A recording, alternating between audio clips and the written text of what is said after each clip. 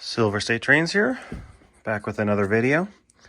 Doing something a little bit different today. So I finally have a little layout made. Nothing spectacular. I didn't go with either of the plans that I had laid out. Space is still kind of limited as far as with what I have to work with stuff I want to keep off the ground, out of the way and whatnot. So this is kind of what I got. I do have a loop, which is nice, and a small switch. So this will work for what I am proposing to do with this layout.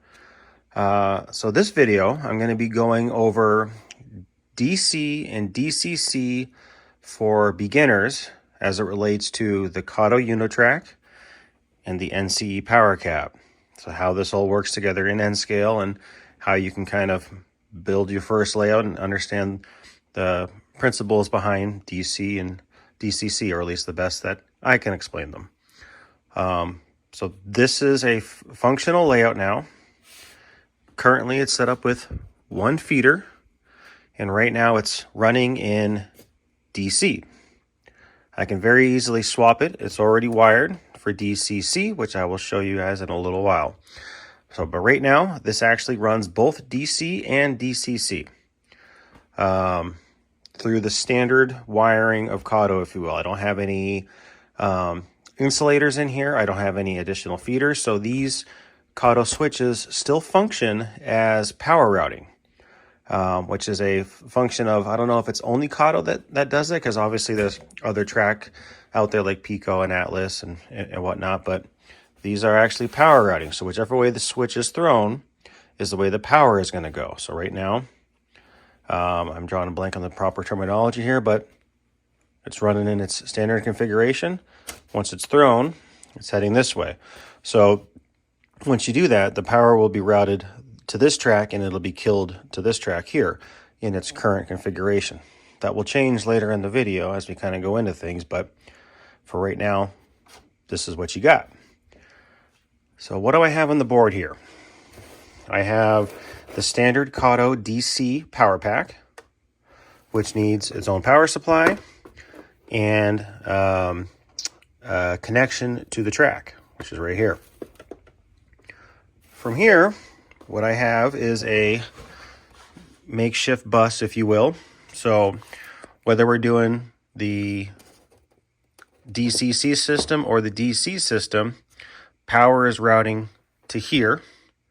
And then from here, I have, which I'd rather have two different color wires, but I have, I think this is 16 gauge wire, solid. This is now acting as my actual bus, if you will. And I have connectors on here, so I'm going to be adding more feeders later in the video. I had added some white plumber's tape to the end of it. So this is my white wire. The green is now my blue wire.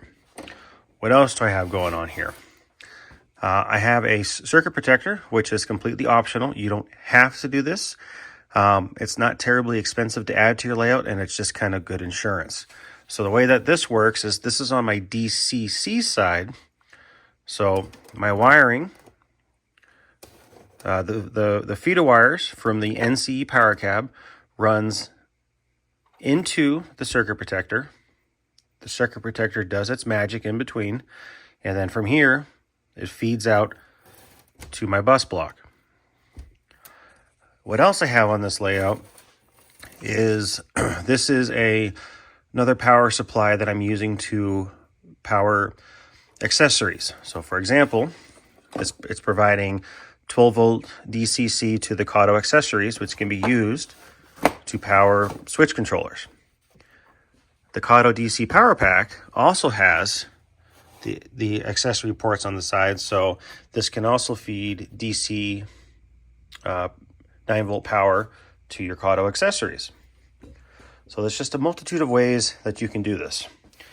This is completely separate from track power.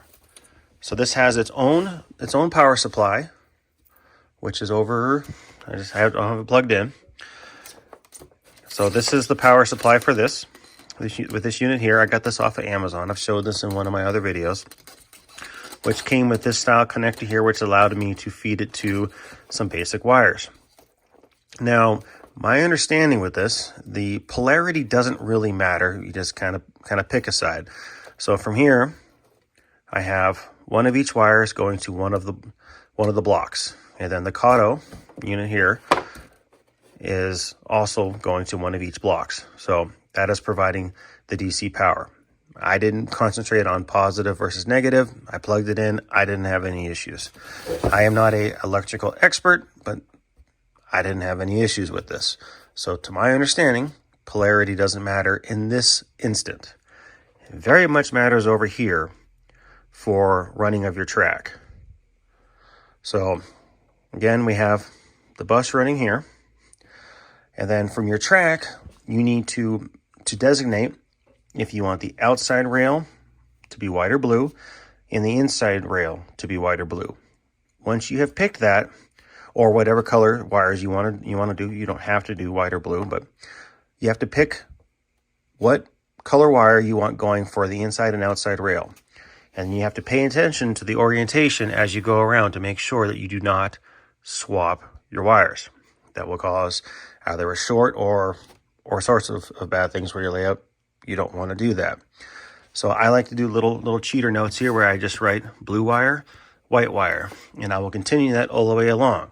That's really important on a loop layout as opposed to a point-to-point, because generally point-to-point, you might meander throughout your layout, but the outside rail is always going to be on the outside and the inside is always going to be on the inside, generally speaking. On a loop layout, it's still going to be on the outside, but its orientation to you may change, or your perception of it may change. So if you're not careful, you can make a mistake. Notes help. So you want to make sure that your wires do not change. White on white, blue on, pretend this is blue. Blue on blue. So keep it the same. I'm using these little suitcase or snap connectors, which I do not need to expose the wire. It just goes through it with a little metal connector to make the actual connection, and then I'm able to easily attach my feeder wires to this. So that's this in a nutshell. Going to your DCC system here, just like your Cato, you have your feeder wires that run to your bus. So from that sense, these are not different whatsoever. This controls your track through here, where you have the NCEPowerCab, controls it through a series of buttons. But otherwise, feeder wire to the track, power supply. It's the same. And I'll show you that later on as we power these up. I can show you how easy it is to go from DC to DCC. From here, this is the connector that's running to the power cab. I'm drilling it through here just to kind of get it out of the way. I have all my power supplies kind of going through to get it out of the way, so when I plug it in, they're not in the way of the train. So this isn't generally how you would wire up your layout, because all this would be underneath, but this is so you can see it. So without further ado, I'm going to put some power to this and put an engine on the track, and we'll get to running. Bear with me. Okay, well, I got this powered up. So as you can see, again, just to recap, I got the feeder wires from this power pack going into my bus, which is powering the track through one feeder. And just so you can see, with the Cato pack, the power pack, you can control your Cato switches through this, through the side of the unit here, because it does have 12-volt DC. But also, let me set this up real fast to show you how else you can power these. Okay, so I have it hooked up to this little unit here. It's the 2504, which I have running to its own little bus right back there, which has its own power supply like I showed before. And as you can see, if I can do it without one-handed, this can power your switches. This unit here, for whatever reason, these little tabs are kind of loose. So these are probably one of the first ones I've had from years and years and years ago, from just sitting in a box, and these aren't the tightest here. So, you might need to tape it on or whatnot, but as you can see, you have multiple ways of powering your switches. Now, I have two DC engines on the track. So, using the power pack here, oops, also I put it in forward. As you can see,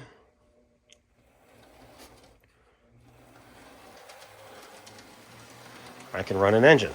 Now this is in DC, and as you can see, using the Cato switches, they are self-isolating, if you will, where whichever way the switch is thrown, it kills power to the other track. So as you can see, I got one train running. Now DC, or at least in my experience, needs quite a bit of power, so I have that throttle up there pretty good. Now if I were to throw this switch here, as you can see, I now have two engines running because this track is now running in line with the power, and now the DC is being used to run two engines. Now you cannot independently control them, so whatever's on the track gets powered, whether it's one engine, two engines, 10 engines. You're all sharing the whatever love the DC can throw at it. So there you go. Now I can isolate this, and now I have more power. See, because I threw the switches to go in the other direction, so it's now being diverted, and this track is now back to being isolated. And then as you can see, that engine there has sped up because now it's getting all of the DC power. I haven't touched the throttle. It's now not sharing the load with the other engine. So this is DC. So what I'm going to do now, I'll bring this one in to the little makeshift station, if you will. Okay, now I got to take these engines off because they are DC, and I'm going to power up my DCC system. And by doing that, what I need to do, I don't need to pull off the feeders for my Kato power pack because I can simply just disconnect it. If I can do it one-handed, there. I can simply disconnect it from this unit here, but I do need to put on the DCC feeders now. And once I put this on, add the power, I can now control a DC engine. So let me get reset up and I'll show you how that works. Okay, I have the DCC system up and hooked up now. So what that entailed again was just hooking up the feeder wires from the DCC system, which again is running through the circuit protector, which as you can see the lights are on, so it is actually functioning. It is now being operated by the NCEPowerCab with just a simple switch of the source of power. And let me see if I can show you the next thing here. So utilizing the Kato switches here, I can then still kill power because again, these switches are power routing. I'm going to utilize, I've taped this together because as I showed before, this connection is really weak, but just so you can see here, the engine shut off. I'm still sending power to the unit there because it's still at speed step 30. So in theory, when I flip this switch, this engine will run again. And there you go. Because again, these are power routing. So hopefully that goes over the basics of DCC versus DC so you can see how easy it is to actually operate but how to start or get started with DCC. It is definitely leaps and bounds better in my opinion than running DC just because of the ease of use. You don't have to worry about the blocks in the sense of isolating track for the purpose of stopping engines so you can control them. Where the DCC system, they can all be on the same power supply on an active piece of track, and only the engine you command using your device here will operate while the others just sit idle. We can go into more kind of blocks here in a little bit, but that's this in a nutshell. What I'm going to do next is that we're going to start isolating our switches and adding some more feeder wires.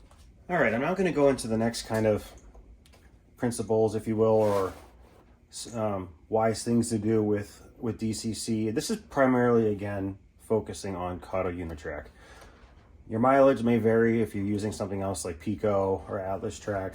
I've never dabbled with that, so again, strictly using Kato. So what we're going to do now is we are going to isolate these switches, and what that means is we're going to use the Kato insulated unijoiners to remove the functionality of the Kato switch, meaning it's no longer going to be power routing. We are going to route our own power. We are not going to rely on this. The only exception to that is if you're running switches in a series or ladder, I forget what it's called, but if you're having a switch leading into a switch to a switch to a switch, you want to maintain that power routing function. Otherwise, you're going to have to put a feeder in between each switch. So the Kato switch is really good at that, especially the number 6. Number 4, mileage may vary, but that's the only exception where you would allow the switches to allow power to feed through.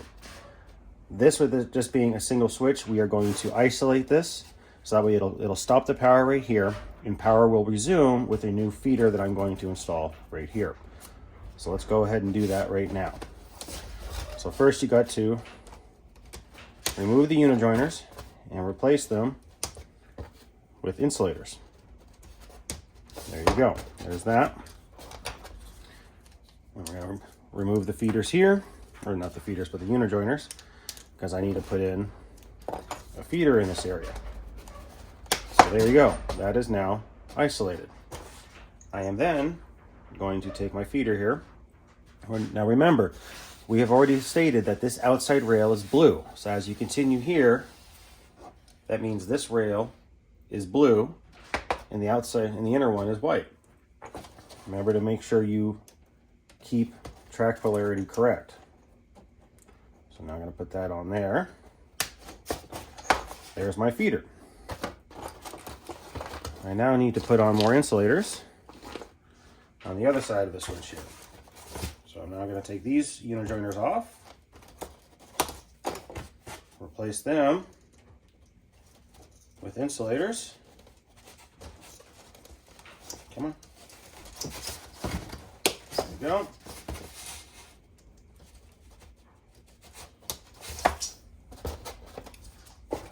And replace the track.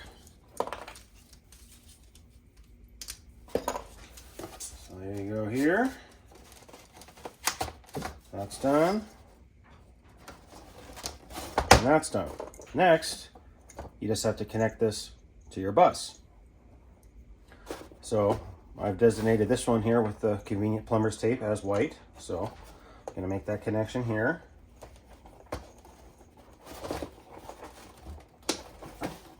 I'm going to try. There we go. And I'm going to put the blue over here. Again, make sure to pay attention to polarity. This track is now live. Now, one thing I didn't do that is probably smart to do is when you're working on your track, kill your power. I should have done that. All right, now let's do this one here.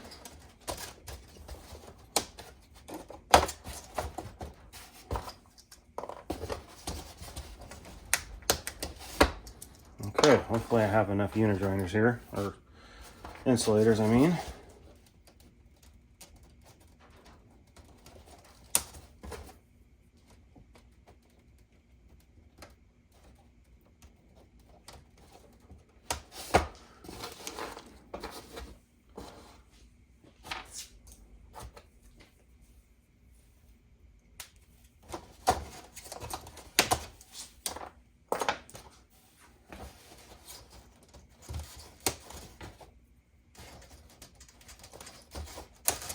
All right, so that is done.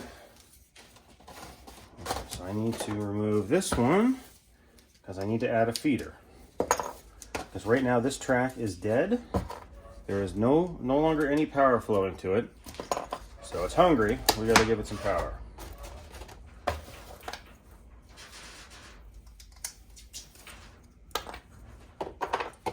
Okay, so I need another feeder. I'll take this super extra long one.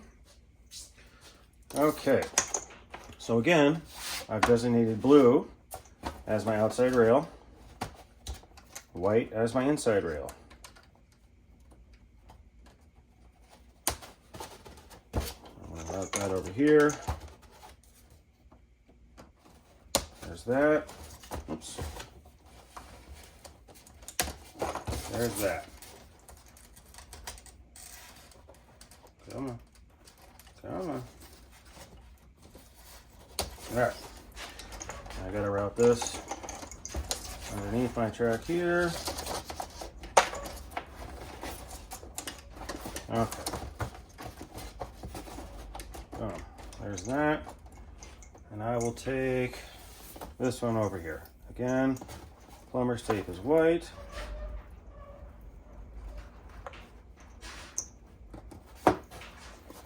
This one.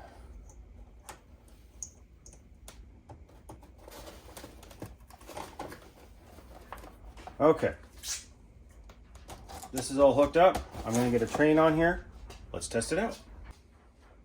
All right, we got the engine back on the track here. I've confirmed that I got green lights, which means I have power flowing. Let's run some trains. So I'm going to test this outside lane, or the diverted lane first, to see if it works. So we have insulated this switch, so now we are relying on that power source there to provide power to the track. And it worked. Okay, next we're going to try the main line, if you will, to see if we have power flowing.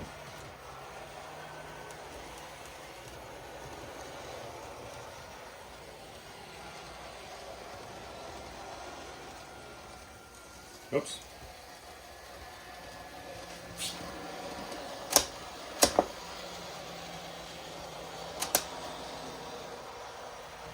User error.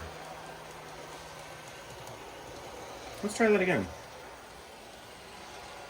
Now we're going to go on the main line here and see what happens. Does it work? It stopped. Okay, I'm going to kill power. Engine has stopped. Okay, so now I did this on purpose because I wanted to show you kind of the next little issues that tend to happen with DCC.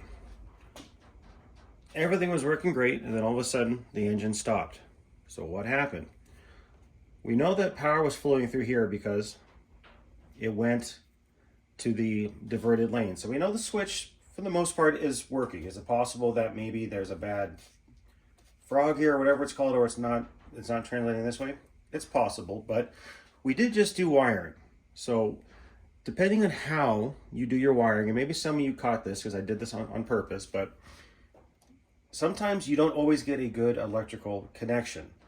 So now you have to kind of diagnose what your problem is. That's the one nice thing about doing, I use the word blocks kind of loosely, if you will. So, you know, right now we only have one feeder on this branch over here. So, and in a minute here, I'm going to add another feeder over there to add some more power. But here we have an isolated track, or two actually. So, well, actually three. This outer loop is operated by itself by this one feeder wire here.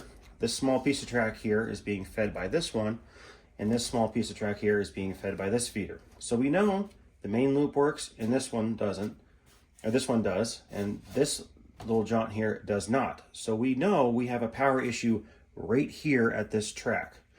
So we can go back to our feeder that we installed, removing the train. Okay, well, let's see. Now, having a circuit protector, it did not trip, so leaves me to believe I didn't reverse the polarity here. Otherwise, I believe that would have tripped. So let's double check. Which wire's on the outside? I have blue here. Checking my notes here, that is correct. And it appears that the wires are not loose, so they're attached. So leaves me to believe my connection at the track is good. Let's follow it upstream. So now I have my feeder wires here. Okay, this connection was loose. So sometimes what happens with these, and I've had this happen numerous times, where I'll be doing all my wiring, I have 20 of these dropped, I'm making the connection, I'm crimping these on, I'm putting on the suitcase connectors there, I'm sliding them on, and sometimes what happens is that little blade connector in there will just slide on the outside. So you think you made connection, which I was trying to show here, but I didn't. You think that you made connection, but you actually didn't, because the blade is riding outside the plastic, not making connection with the wire. Hence, you do not have electrical connection there. So, trying again, make that connection there. That one appears to be good. Let's put the engine back on the track and see what happens.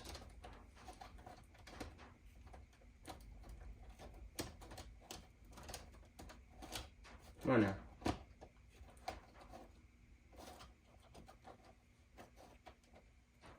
Ay, ay, ay. It's been a minute since I had to do this. Alright, let's get my wires out of the way.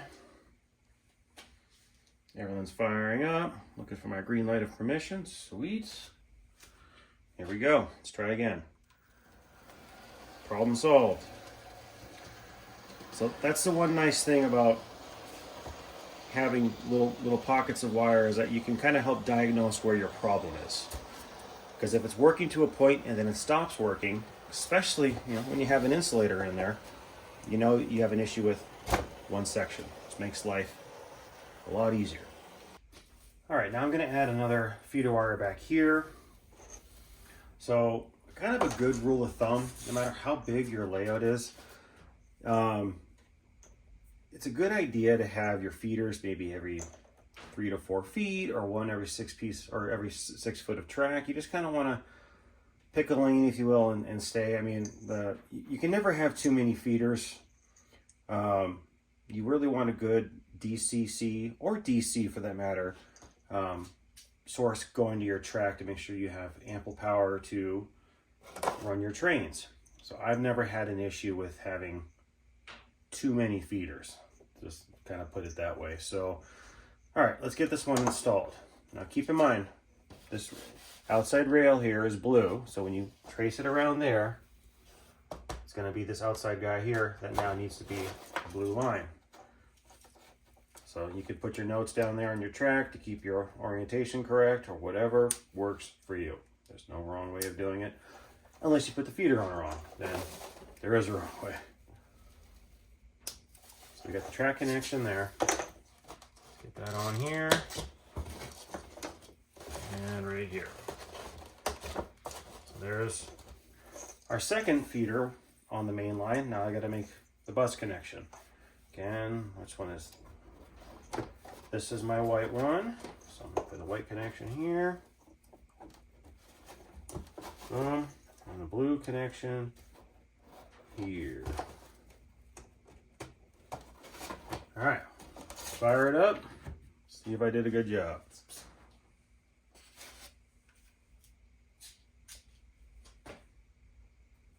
Green lights of permission, here we go. The wires are out of the way. That one. Okay, no issue there. We got power. Cool. All right, well, how does this all work with DC now? Let's hook it up and find out. All right, I got my DCC system disconnected. I got the DC system connected to the bus again. So now this is my power supply, and I have DC only engines back on the track. I have my switches diverted to the passing lane, so that way I can run this engine out here. So let's see how it goes. Oh, if you notice, both engines are moving. The reason that is since we have wired this track for DCC, we have power going everywhere. And again, we removed the power routing function of the Cato switches. So now, no matter which way they're thrown, we do not have a dead piece of track on this layout.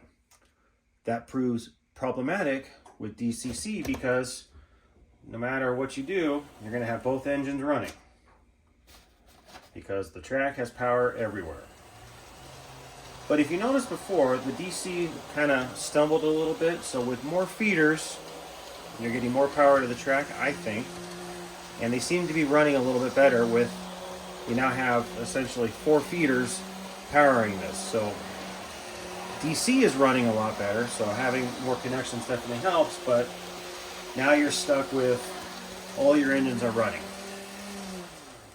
So to prove the point here about kind of how convenient DCC is and how easy it really is to kind of get up and running, let me put this back to DCC, get some DC engines on here, and show you how great it is running DCC. Okay, I have the DCC engines back on the track.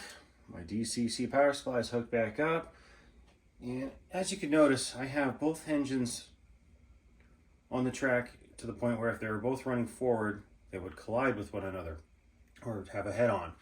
I didn't demonstrate this with DCC because I just kind of thought of it, but to kind of show one other real nice benefit about DCC is if we go back a second to DC, had we done this, what would happen is this engine would move forward and this engine would move backwards, because the way that the power hits the track, the polarity is going to tell it to go one way or the other. So no matter which way the engine's facing, it's going to go the direction the power is telling it to go, which in this case, with the way I have it wired, this is forward, and if you swap it, this is back. So you can't really swap the engine around because it would go in the direction that the power is going to tell it to go.